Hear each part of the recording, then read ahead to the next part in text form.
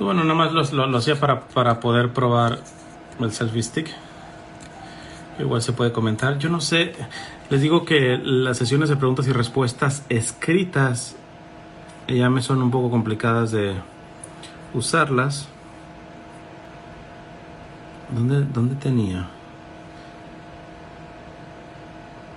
Porque también las iba guardando, por si algún día las hago. Nomás déjame ver aquí en el computador. No thanks, vamos a ver. Preguntas y respuestas. Sí, tengo algunas acumuladas. Chance podemos hacer alguna, digo, y romper el ayuno de preguntas y respuestas en Instagram, que realmente me es mucho mejor lo que es en Telegram. Hoy tuve 2 sesiones de preguntas y respuestas por Telegram, que es más factible. Mientras manejo voy escuchándolos y se responde. A ver, voy a agarrar alguna de las preguntas que he acumulado. Dice: buenas tardes, en primer lugar deseo agradecer su labor misionera y espero con confianza plena en Dios que su estado de salud mejore, o como tantas veces usted repite, que la voluntad de Dios se cumpla en usted y en cada uno de nosotros. Sé que usted siempre está presto a responder dudas que tenemos en mi caso. Quería preguntar sobre el modelo de meditación propuesto por el sacerdote escritor español Pablo Dors. En mi camino de conversión y crecimiento espiritual, todo me lleva a buscar la contemplación, el silencio y en busca de herramientas para esto. Me encontré con material de los amigos del desierto y quería saber si es adecuado o no. Por el contrario, pertenece a prácticas de la nueva era. Agradezco su respuesta. Dios le bendiga. Saludos desde... Bueno, voy a evitar el país. Al padre Pablo Dors yo le admiro a varias cosas, pero ciertamente todo esto, él se metió mucho en la cuestión de la meditación zen. Y eso simplemente me parece, yo no lo comparto, me parece inclusive hasta cierto punto peligroso, pero más allá no sé qué decirle, ¿eh? O sea, Pablo quiere mucho a Charles de Foucault.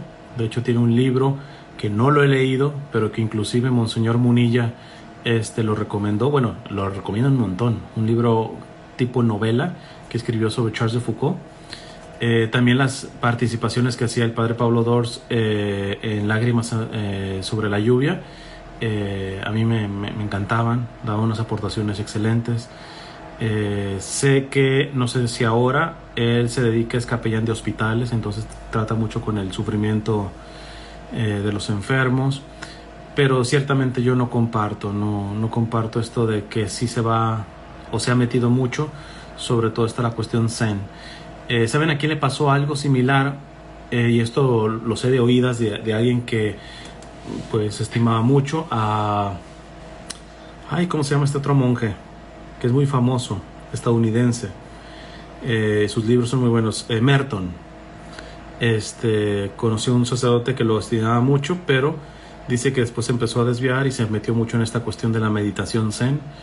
Entonces...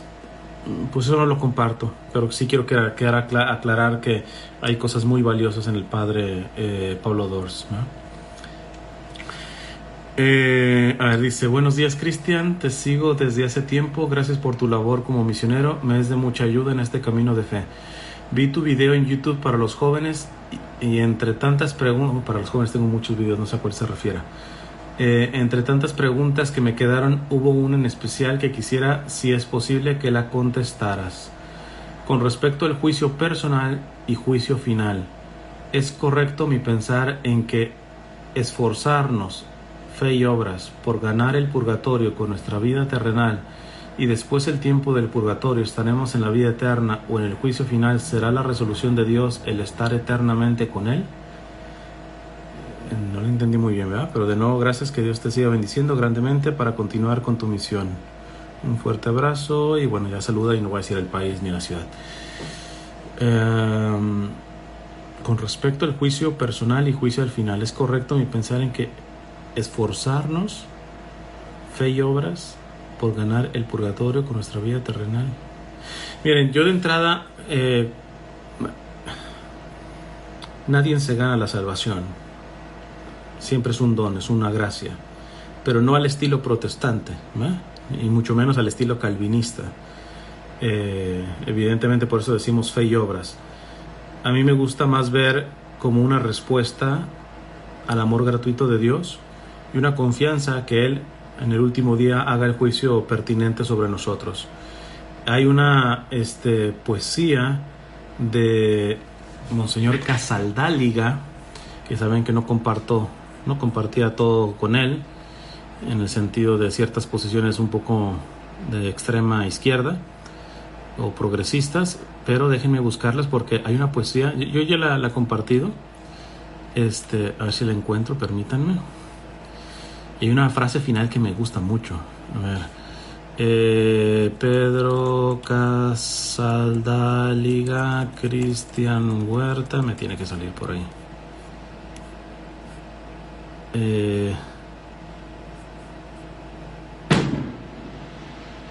Miren, aquí está. Dice, él pues ese era un poeta, Monseñor Pedro Casaldáliga. Y que repito, por mucho que yo no comparta, por ejemplo, una de las cosas que a mí me chirriaban es que en su cuartito, él saben, podrán decir lo que sea de él, pero congruente fue. Vivió entre los pobres, pobremente como tal.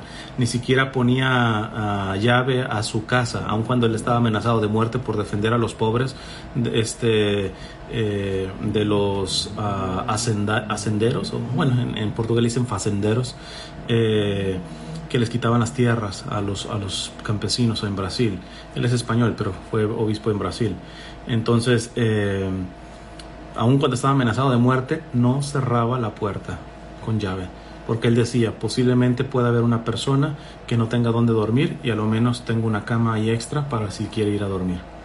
Entonces, pero bueno, en su cuarto tenía una foto de Santa Teresita, él quería mucho Santa Teresita, pero por otro lado tenía el Che Guevara. Entonces, eso a mí me chirría así como, pero dentro de todo, nadie puede negar la congruencia de este hombre. Este no era un hombre, si le quieren llamar de izquierdas o progresistas y todo, no era como de los de izquierda progresistas que se enriquecen con la demagogia que hacen con los pobres y todo eso.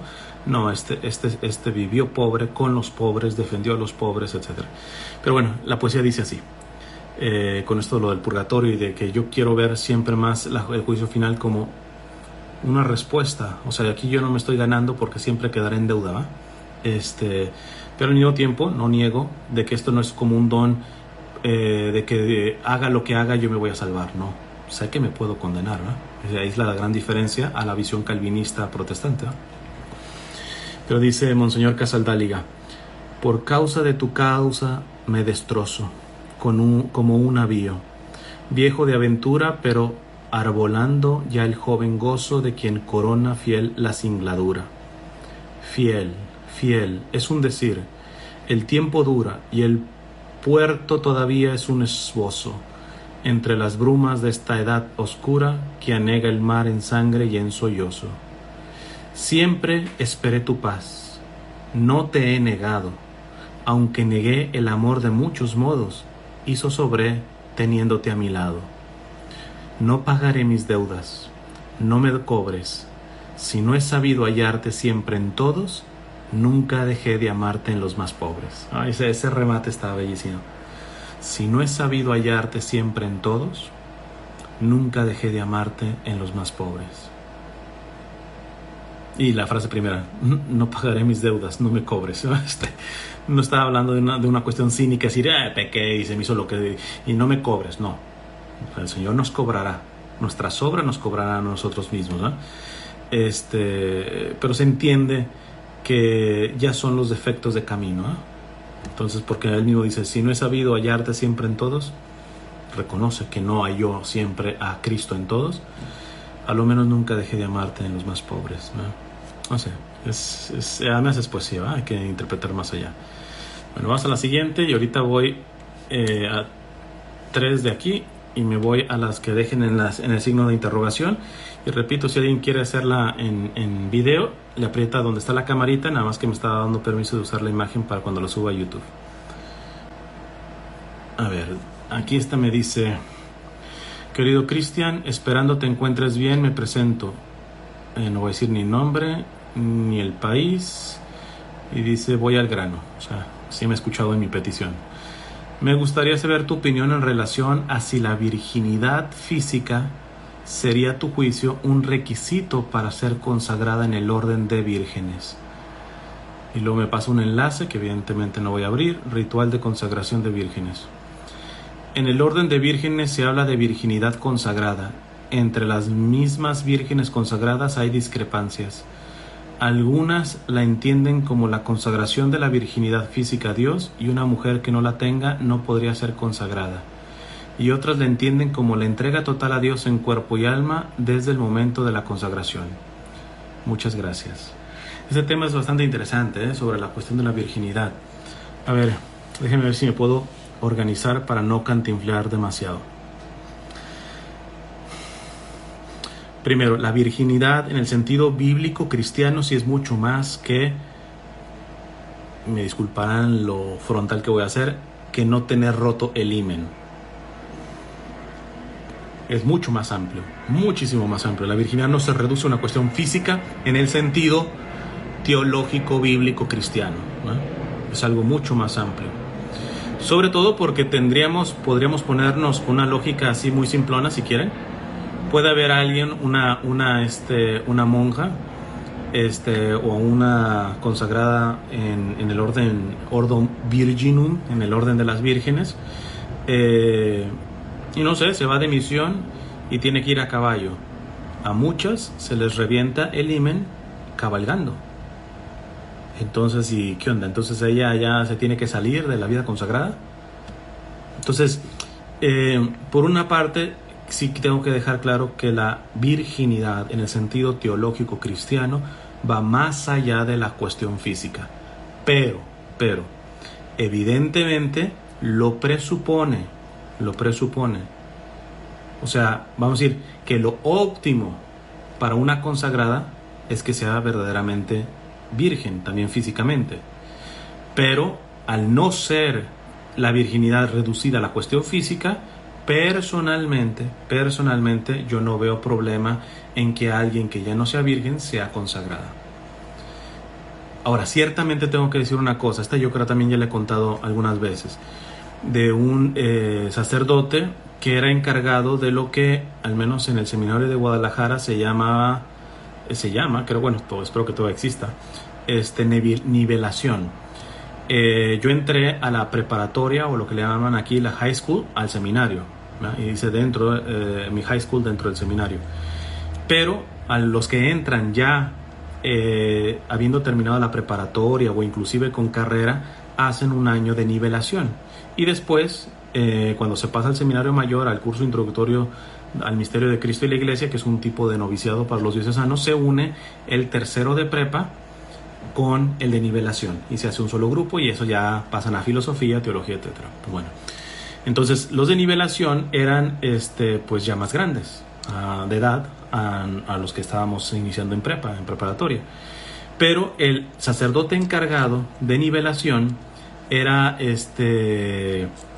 maestro de nosotros de filosofía, y una vez nos contó que les dijo a los de nivelación, ya no me acuerdo por qué salió el tema, pero este padre les dijo a los de nivelación, les dijo: miren, les voy a pedir que sean muy honestos con su director espiritual, sobre todo en materia sexual. ¿Por qué? Porque si alguno de ustedes ya ha tenido relaciones sexuales y no es totalmente transparente con su director espiritual, va a tener muchos problemas. Y les digo, ¿por qué? Quizá los que están iniciando en la prepa, algunos ya también no habrá tenido relaciones, pero la mayoría no están muy chicos, ¿verdad? Como tal.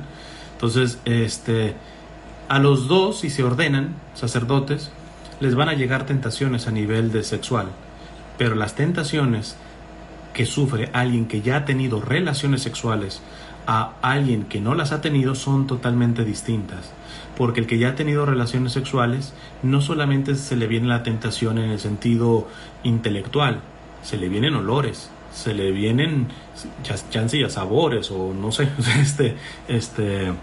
entonces se le viene una experiencia, no solamente es una cuestión intelectual o una necesidad física que le golpetee su carne, ¿eh? Entonces, en este sentido, yo no creo que se tenga que ser virgen físicamente para ser consagrada o consagrado, etcétera, pero sí tiene que tener un acompañamiento muy especial, porque si ya no lo es por el hecho de haber tenido relaciones, entender que las tentaciones van a venir distintas para aquel que se consagra totalmente virgen. Entonces, eso es lo que podría decir. Por ahí también algunas monjas de algunos monasterios me han contado de que casi todas las muchachas que llegan desafortunadamente ya han tenido relaciones sexuales y entonces están en crisis, decir, ¿se les acepta? ¿No se les acepta? Etcétera. Las mismas congregaciones están discerniendo. ¿Por qué? Porque ellos tienen que ver que si les beneficia a esas personas para consagrarse un tipo de acompañamiento especial, o que mejor decirle no gracias, mejor búscale por otro lado. Pero bueno, en resumen yo diría eso, primero que la virginidad cristiana sí se presupone la parte física, pero es mucho más que la parte física, y al ser mucho más de la parte física, alguien que ya no es virgen puede consagrarse, sí, pero por otra parte no podemos minimizar el hecho de que ya no sea virgen o que ya haya tenido relaciones, porque, repito, por la anécdota que acabo de contar, las tentaciones le van a llegar un poco más fuertes, por así decirlo, porque ya tiene una memoria física, sensorial, le digo olores, decía este sacerdote, etc. Entonces, no es imposible, pero de hecho esto sí me recuerdo que lo decía el sacerdote. Yo le decía por eso, sean muy honestos con su director espiritual, no anden encubriendo ni nada por el estilo, Entonces, afronten las cosas como son, bueno, ya contesté 3, vamos a ver si aquí 3 de acá. ¿Qué piensas si una persona va mucho al Santísimo pero no tiene vida de oración? Es que si va al Santísimo, aquí llamamos vida de oración, porque por ejemplo el ir al Santísimo y estar ahí en silencio delante de él ya es un tipo de oración. O no sé a qué se refiera, ir al Santísimo, entrar y salirse, no sé. Porque ya el estar ahí, aun cuando no se diga nada, en oración, digo en silencio, ahora sí como si es Santa Teresa, mirándolo y mirando que él me mira, es ya un tipo de oración. Entonces no sabría decirle si entiendo bien su pregunta. ¿Quién pisa la cabeza de la serpiente, la Virgen o su linaje, Jesús? Creo que bíblicamente se puede interpretar en los dos sentidos, ¿verdad? Entonces en los dos sentidos. También sería muy largo explicar esto de el tipo y el antitipo. Los que han estudiado exegesis y hermenéutica me van a entender, pero sin lugar a dudas se puede entender sobre las dos cosas, ¿no? Es más o menos como cuando sacan el texto de, ¿qué es? Apocalipsis 12. La mujer vestida de sol y todo es María. Sí y no. En un cierto sentido espiritual como tal, claro que lo es. Pero en un sentido, por ejemplo, exegéticos, no. Porque es que me alargaría si explico, y quiero que sea breve en esta situación, ¿verdad? Pero no es contradictorio que un texto pueda apuntar hacia dos realidades. Repito, si quieren investigar esto de el tipo y el antitipo en la exégesis y la hermenéutica bíblica. Cristian, gracias por la aclaración. Entiendo lo de sacrificio incruento, lo que me puso a pensar en cómo recibimos el cuerpo del Señor. Dice que no es el cuerpo martirizado, pero me llama la atención que en los últimos estudios a los milagros eucarísticos hablan de un músculo del corazón que ha sufrido martirio. ¿Qué piensa de esto? Buena pregunta. Bueno, primero, rápido, me imagino que esto fue cuando en alguna ocasión, creo que también fue una sesión de preguntas y respuestas, mencioné de cómo algunas páginas tradicionalistas ponen la misa, ciertamente la misa es sacrificio, pero los tradicionalistas quieren quitar esta parte de que rescató el Concilio Vaticano II como banquete. Entonces, y los más progresistas ya no quieren hablar de que la misa es el santo sacrificio, sino el banquete del Señor. Yo sigo apelando a que la virtud está en el justo medio, y la gran lección me la da don Enrique Suárez, alguien que no me pueden decir que será un progresista o modernista y todo eso, sino alguien que cuidaba mucho la liturgia, pero sin fundamentalismos y rigidismos. Y a él le he escuchado esta bella definición.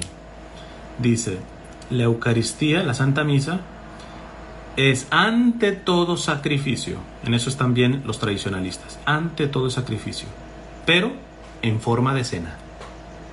Vean la sabiduría de los hombres que tratan de buscar la virtud, y la virtud está en el justo medio, y no se van ni a los progres que ya no le dicen que sacrificio, que es mera cena, de la cena del Señor, y ya no es altar, y es la mesa del Señor y todo eso. Y por el otro lado tenemos a los tradicionalistas que dicen nada de cena, nada de mesa y todo esto, sacrificio, es altar y todo eso. Llega un hombre tan equilibrado como don Enrique Suárez, que esperemos si se vaya a abrir su proceso de beatificación, y te dice: sí, la Santa Misa ante todo es el sacrificio de nuestro Señor, sacrificio incruento, en forma de cena, Entonces, pero bueno, con este sacrificio incruento, yo les decía de que estos grupos más tradicionalistas ponen así la Santa Misa, y dice: imagínate que estás en el Calvario. O sea, si me dices que me imagine el Calvario en cuanto a su dimensión redentora, listo.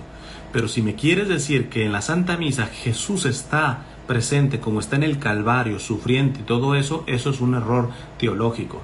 Porque la Iglesia siempre ha entendido que la Santa Misa es el sacrificio incruento. De hecho, lo que comulgamos no es el cuerpo crucificado de nuestro Señor, sino es el cuerpo glorificado y resucitado de nuestro Señor. Entonces, en base a esto, está la pregunta de esta hermana que dice, la vuelvo a repetir, entiendo lo del sacrificio incruento, lo que me... está hablando sobre los milagros eucarísticos. ¿Cómo es que si se han tomado formas y que es parte de un corazón sufriente y todo eso? Hay que entender varias cosas. De hecho, me acuerdo que una vez lo dejé abierto y la voy a dejar abierta nuevamente. Es una pregunta brava, pero la voy a dejar abierta. En los milagros eucarísticos, es decir, en esas hostias que se han convertido verdaderamente en un pedazo de carne o han sangrado y todo eso, en ellas está la presencia sacramental de Jesús. En los milagros eucarísticos, entendiendo que para que esté la presencia sacramental de Jesús se necesita estar la materia y la forma, no la materia y la forma, la parte de sustancial y accidental del sacramento, es decir, tiene que ser pan. Tiene que ser pan. La condición es que tiene que ser pan. Evidentemente en la consagración deja de ser pan, pero tienen que estar los accidentes del pan. Cuando ya no están los accidentes del pan, puedo decir, puede estar una presencia de ahí, pero es la presencia sacramental. Por ejemplo, si se encuentra una hostia consagrada, que ya está sucia, alguna cosa que no se puede ingerir, ¿qué se hace? Se diluye en agua. ¿Por qué? Porque en el momento que rompe la estructura de los accidentes del pan, ahí ya no está Jesús. Eso lo expliqué muy claramente, por ejemplo, cuando les mencioné de esta estupidez y blasfemia de algunos protestantes que llegan a decir, pero es que si ustedes comulgan al Señor, entonces significa que cuando van al baño lo defecan. O sea, es algo blasfemo y todo esto. No se enteran que la presencia sacramental, entiéndase, sacramental de nuestro Señor, dura en nosotros, tanto dura los accidentes del pan. La sustancia ya no es pan, es el cuerpo, la sangre, el alma y la divinidad. Pero eso subsiste en los accidentes del pan. En el momento que eso ya no es pan, porque alguien no me va a decir que un pan ya diluido en agua, ahí hay pan. No, ahí ya no está la estructura accidental del pan. No están los accidentes del pan. Entonces, ¿qué podemos decir en los milagros eucarísticos? Primero dejo esa pregunta. A ver, escárbenle. ¿En los milagros eucarísticos está la presencia sacramental de Jesús? Está brava. Váyanse y mediten y piensen sobre materia y forma, sobre substancia y accidente. Son términos filosóficos que después la Iglesia ha tomado para explicar la Eucaristía. Lo que puedo decir es que es algo similar como con los ángeles. Los ángeles los podemos ver. ¿Tienen alitas? No. Pero en la Biblia se han presentado y la gente los ha visto y hasta le dieron hospedaje a algunos y todo esto. Claro, pero es una forma que Dios permite para que nuestro intelecto pueda captar al ángel. Nosotros no podemos captar un ángel con nuestro intelecto en el sentido de que no son corpóreos, ¿no? De hecho, no se mueven estrictamente hablando porque son seres espirituales. El cambio en ellos, por eso el tiempo de los ángeles es distinto al tiempo que nosotros tenemos, porque el cambio en ellos se suscita a través de acciones intelectuales, ¿no? Pero no tienen cuerpo. ¿De dónde viene la parte del movimiento, ¿no? Entonces, pero Dios permite. Son gracias que permite para entender, como la Virgen. La Virgen se aparece morena en México. Y se aparenta más europea en Fátima, ya no digamos en Lourdes, ¿verdad? Entonces, yo creo que esto de los milagros eucarísticos atienden más al propósito que Dios permitió el milagro, que es un signo visible, tangible, por ejemplo, de lo que fue su martirio en la cruz. Y de que ahí Él está presente y de que la Santa Misa es un sacrificio, repito, con forma de cena, pero sacrificio como tal. Entonces, yo creo que son detalles que el Señor pone ahí. Pero ya si nos vamos a la parte estricta, teológica, doctrinal, etcétera, les repito, es bastante interesante ver si dentro de un milagro eucarístico sigue estando la presencia sacramental de Jesús, sabiendo que para aquella presencia sacramental del Señor tiene que haber materia, forma, sustancia y accidente. Y están esos elementos para dar, se dan todos los requisitos. Ahí la dejo. Entonces yo creo que yo creo en los milagros eucarísticos, ¿no? Y más los que ha probado la Iglesia, ¿eh? Mi fe no está agarrada a ellos. O sea, yo no necesito que una hostia se convierta en un pedazo de corazón o de carne y todo esto. Pero entiendo que a muchos lo necesitarán y Dios, tan misericordioso, de vez en cuando da esos regalos, ¿verdad? Para esas personas. Yo soy más al estilo de Santa Teresita, que ella decía: amo mucho a los santos, a la Santísima Virgen, a nuestro Señor, pero con todo y eso no los quisiera ver aquí. Quisiera que mi fe aquí en la tierra tuviera mérito. Entonces ella dice: amo mucho a la Virgen, pero no quiero que se me aparezca. No. Sería, yo sé que un privilegio, pero no quiero amarla con el mérito de la fe. Te amo aunque no te me aparezcas ni te sentí con una cuestión sobrenatural, preternatural, etc. Es la grandeza del caminito espiritual de Teresita, ¿eh? Es una gigante esa mujer. Pero en fin, vamos a ver otra de las que tenía aquí. Dios le bendiga y proteja. ¿Cómo está? Una prima mía que tiene una hija diagnosticada con autismo, su médico le recomendó que le diera pastillas anticonceptivas por aquello de si acaso llegase a ser abusada sexualmente, pues que no haya un embarazo. Voy parando aquí, escribió más, pero eso me parece irresponsable, porque más bien para que una persona no sea abusada sexualmente tendríamos que tener otro tipo de cuidados, y más si esa persona tiene dificultades en sus cuestiones intelectuales, con mayor razón uno tendría que cuidarla de otra manera. Esto me parece un parche, una tapadera, decir, no la ven a abusar sexualmente y como está enfermita de su cabeza, pues denle un anticonceptivo. Dice, bien, a mí eso me puso en down, puesto que yo tengo una hija con diagnóstico de microcefalia y yo me pregunto, ¿dónde queda lo de estar vigilantes al pendiente de nuestras hijas? Claro, ahí está respondiendo exactamente lo que acabo de responder, claro, esa es la cuestión. ¿Usted pudiera dar una charla al respecto teológicamente hablando, si es que se puede, y si no es lícito llegar a ese extremo de la medicina debido a las razones que da el médico? Por favor, si va a poder dar la charla y va a hacer público este mensaje, al mencionar las condiciones médicas, solo mencione la de mi hija, y es que mi familia es algo conflictiva y se les hace difícil mirar el lado positivo de provecho. Bueno, no estoy mencionando nombres, o tardan mucho en verlo.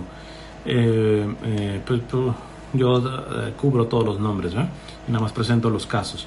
Y saben que aquellos que me preguntan, pues se adhieren a que esto se hace público, nada más sin los nombres. Pues yo creo que usted misma se respondió. Simplemente no es justificable. Es una tapadera, es un parche que le digan, por su hija está con algunos problemas mentales, con que no la vayan a abusar, pero es que así tendríamos aún las que están intelectualmente, o sea, si sacamos a cuántas niñas se abusa que tienen alguna enfermedad mental y las que no tienen enfermedad mental, o sea, evidentemente, dado que las que tienen enfermedad mental no son la mayoría, las que están sanas son la mayoría, sigue habiendo un número alto. Entonces, por donde se le quiera deber, además que los anticonceptivos traen muchos problemas a nivel hormonal. O sea, son bombas que les desequilibran en gran medida. Entonces, yo sí creo que usted respondió bien. O sea, como usted se hace la pregunta, ¿dónde queda lo de estar vigilantes al pendiente de nuestras hijas, ¿no? Claro está.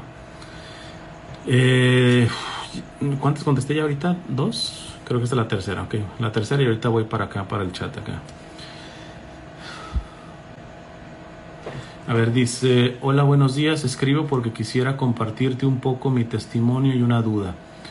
Por diversas heridas de la infancia he desarrollado la tendencia al AMS, me imagino que atracción al mismo sexo.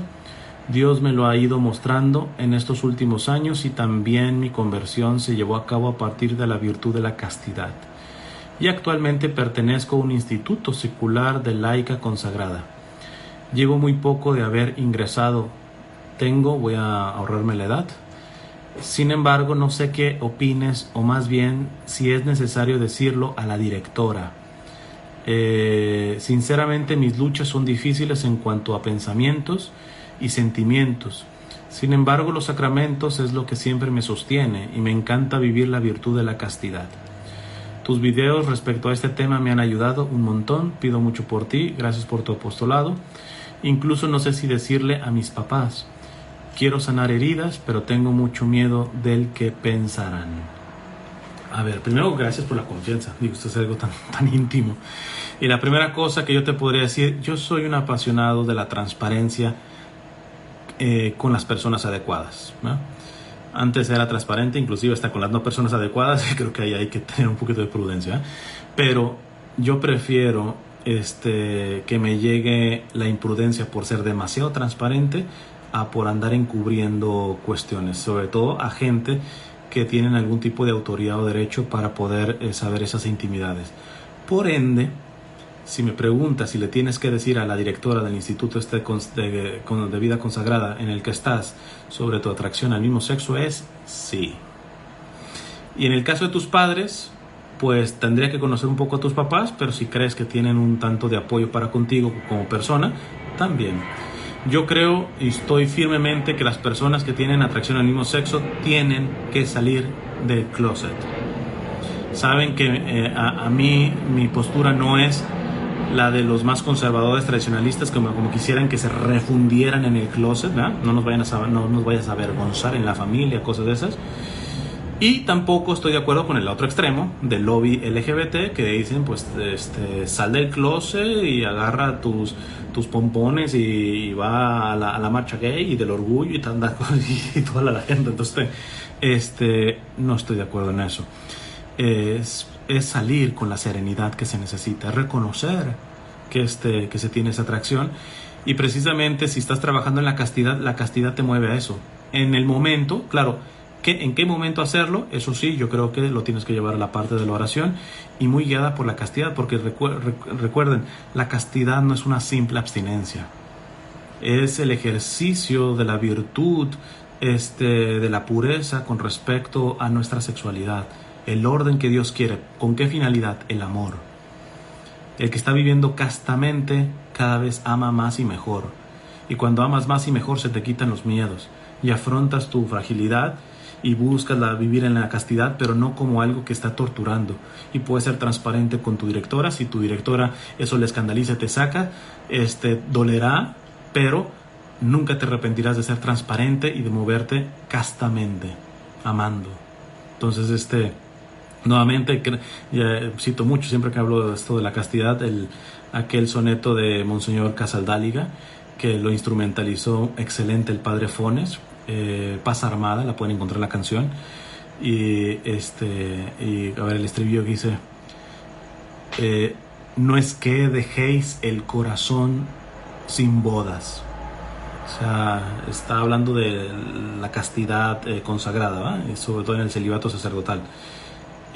No es que dejéis el corazón sin bodas, no significa que vas a ser un solterón. Jesús no es un solterón, Jesús está casado, comprometido ya con la iglesia, su esposa.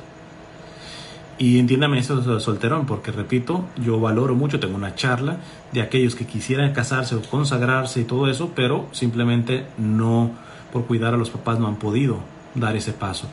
Y sé que en ese caso les dicen solterones, pero en el sentido negativo. Yo no estoy diciendo solterón en ese sentido, sino en el sentido de que realmente el consagrado tiene una parte nupcial, ¿verdad?, de matrimonio. Entonces, dice Monseñor Casaldáliga, no es que dejéis el corazón sin bodas, habréis de amarlo todo, todos, todas. No es que dejéis el corazón sin bodas, habréis de amarlo todo, todos, todas. Esa es la castidad vivida dentro de una vida consagrada célibe. Entonces, si te manejas por ese canal, a su momento que tú lo veas, sé transparente con tu directora, con tus padres y todos, sin miedo. Si te entendieron bien, si no te entendieron, tú sigue adelante sin juzgarlo, y sin irte a ninguno de los otros extremos. La represión de los que quisieran que se quedaran ustedes en el closet y el permisivismo del lobby LGBT. No, nada más en la castidad, la libertad que da el amor, las relaciones genuinas de amistad con personas de tu mismo sexo, que no las tienes que necesariamente genitalizar todo, que ese es el punto del lobby LGBT, todo lo genitaliza. Entonces, eso es lo que le podría decir. Ok, vamos a algunos de acá. Ya, buenas noches. Quería preguntar acerca de que en mi parroquia, cada vez que se expone el Santísimo, se aplaude, no sé, como que si fuera una fiesta, y no sé, yo no lo aplaudo. No le veo bien en ese sentido. ¿Qué me dices tú? Miren, en eso hay una cuestión de un matiz que todavía lo tengo pendiente. Saben que yo entrevisté al padre Juan David, se me fue el apellido, doctor en liturgia, colombiano. Y una vez le escuché en una charla a él mencionar un cierto tipo de que él cree que se puede entrar el aplauso, pero más en el sentido como cultural judío, como tal, el significado del aplauso en ese sentido, y que tendríamos que explorarlo. Yo soy una persona que no me da miedo a explorar, ¿verdad? y entrar. Pero ciertamente lo que no puede estar aceptado, y en esto sí ya inclusive papas lo han dicho, es el aplauso para el ser humano. Porque ciertamente hay en este momento sigo creyendo que aplausos en la Santa Misa, no. Mi punto personal de vista, no. Punto. Sea para que sea, ¿no? Pero los aplausos no son para una persona, son para el Señor, lo que sea, lo que quieras y gustas y todo eso, en un grupo de oración, dale, ¿verdad? Pero ese es mi punto de vista. Pero ciertamente la argumentación que estaba dando en una charla del padre Juan David muestra que habría que ver algunos elementos, ¿no? En donde el aplauso pudiera ser cultural. Ahora, hay ciertos problemas porque hoy por hoy el aplauso en Latinoamérica sobre todo es un signo de una cuestión pues de reconocimiento prácticamente. Bueno, Benito XVI decía, cuando irrumpe el aplauso para exaltar a una persona como tal dentro de la Santa Misa, es el signo de que esto se ha vuelto un entretenimiento. Que aplausos para el coro, que aplausos para el padre, que aplausos...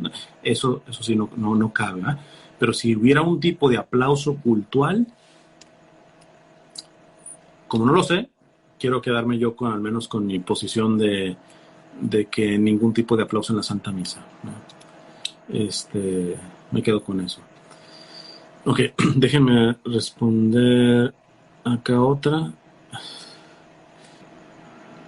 Hola, querido Cristian, quisiera saber si puede usted grabar un video acerca de cómo superar el cambio de párroco. El mes pasado nos ha tocado despedir a nuestro sacerdote, que lo fue durante 12 años. No puedo superarlo. Él es mi confesor y director espiritual. Es como un padre, un amigo que nos tiende la mano y nos acerca a Cristo. En estos momentos, por 3 meses, el padre se encuentra, no voy a decir el país, es un sacerdote, voy a cubrir también la congregación. A su regreso nos seguiremos viendo y compartiendo, pero no es lo mismo. Me siento huérfana, sola, he faltado un domingo a misa, no estoy yendo los días de semana, no me confieso desde su partida. A ver, voy a pararle aquí. Esto ya no es saludable. Aquí habla de que usted no tiene cariño por ese sacerdote, sino muy probablemente tiene lo que se llama codependencia. Y eso no es sano. Eso no es sano. De hecho, muchas veces es peligroso. O sea, creo que con las cosas que están pasando, ustedes no logran entender de que no podemos estar entronizando a seres humanos, a lo menos vivos. Todavía ya que los canonicen, bueno, pero vivos, subiéndolos a un pedestal.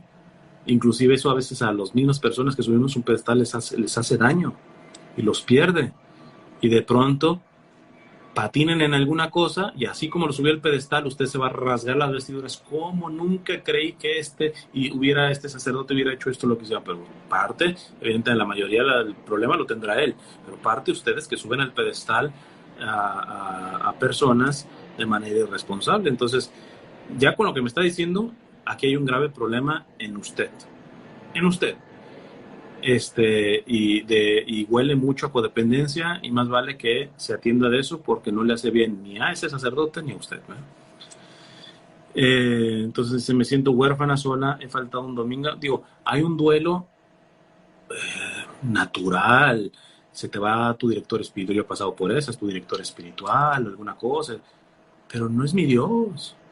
Como para ya no ir a misa todos los días, ya ni siquiera confesarme. O sea, yo creo que eso ya habla de una relación malsana. Me siento huérfana, sola, he faltado un domingo a misa, no estoy yendo los días de semana, no me confieso desde su partida, me doy cuenta que mi fe es muy débil, que quizá pude poner al Padre, no voy a decir el nombre, en el lugar de Dios. A mí este mismo se responde, creo que yo también estoy pensando eso. Esto aún lo estoy discerniendo. Un cristiano no se devasta y yo así me siento, ¿sí? Eso es lo que les he dicho. Un cristiano se afecta. Me duele que se vaya ese sacerdote, me duele que se murió mi mamá, me duele. O sea, pero yo no me devasto porque no soy mi Dios. Y terminé siendo el nuevo párroco, inició su llegada con muchos cambios. Es fuerte al hablar. Bueno, eso yo, queridos sacerdotes, he estado con muchos sacerdotes, ayudo a muchos sacerdotes, y los más viejos, la mayoría dicen una cosa: cuando cambias de parroquia, a lo menos en el primer año no hagas cambios sustanciales.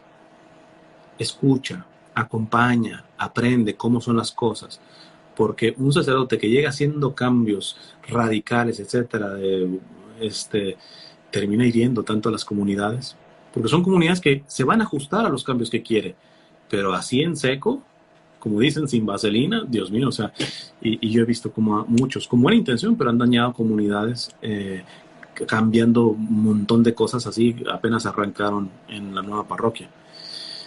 Es fuerte al hablar, bueno, ese es su carácter, mientras no sea insultante.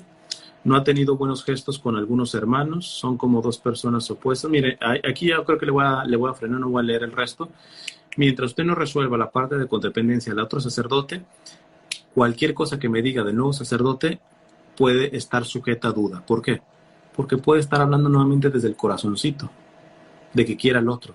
Entonces, hasta en un sacerdote que quizá es muy distinto al otro, pero no es malo, usted le va a ver lo malo en cualquier cosa. Entonces, me abstengo de leer lo siguiente porque yo le digo, antes de hacer una evaluación a su nuevo sacerdote, chance sí es muy malo, lo que usted que le gusta, pero atienda primero esta codependencia con el anterior, porque si todavía tiene los lentes de la codependencia, al nuevo sacerdote lo está metiendo por el filtro de sus propios lentes codependientes y pues no va a ser santo de su devoción, ¿eh? Entonces, eso podría decir. 4 minutos. A ver, voy a responder alguna de por acá. A ver, esta última. Buenas noches, Cristian. Dios te bendiga y de muchísima salud. Quería que me digas una forma de identificar quién realmente necesita ayuda.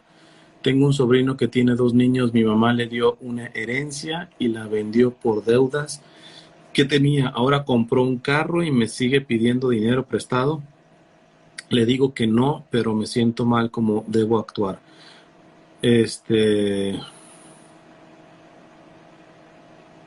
Ok, y el otro no tiene que ver. Recién lo publiqué, he estado publicando algunas cuestiones de doctrina social de la iglesia, en los padres de la iglesia, y una de las cuestiones claves es, los padres de la iglesia dicen, al pobre que es pobre por haragán, por vividor, etcétera, se le tiene que corregir.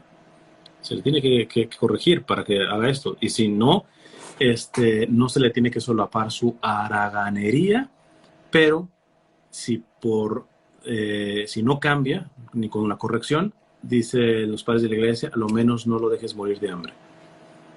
O sea, no le vas a dar para su carro, para lo de otros y todo eso, porque es un haragán, nomás está de vividor, etcétera. Pero en las cuestiones básicas nunca debemos desamparar a una persona. Un vaso de agua, un plato de comida, cuestiones básicas, aún a los haraganes tendremos que atenderlos, ¿no? Porque dejarlos morir pudiendo hacer algo al respecto es aplastar la dignidad que aún conservan. Serán haraganes y todo eso, pero su dignidad no se borra, ¿no? Entonces, de seres humanos. Pero ciertamente hay que corregirlos y ayudarlos, ¿no? E inclusive, a veces ahí yo creo que tiene que ver creatividad en la corrección, porque muchas veces decir, no, sabes que ya no te voy a dar hasta que tú cambies en eso, etcétera.